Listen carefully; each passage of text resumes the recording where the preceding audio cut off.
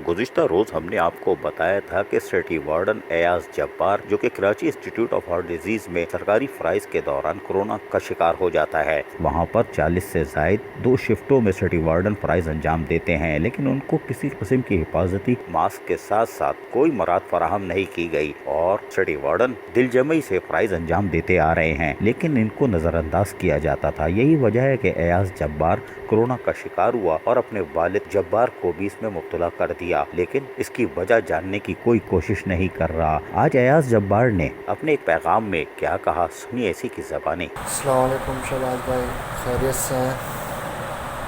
दरअसल अभी बस यही कंडीशन है कि अपने आप को एक कमरे में रख के बंद करा वो।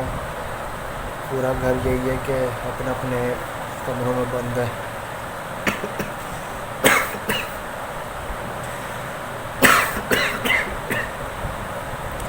ज़्यादा दुआ की दरख्वास्त है कि दुआ करें, इंशाल्लाह जल्द से जल्द सेहतयाबी मिले।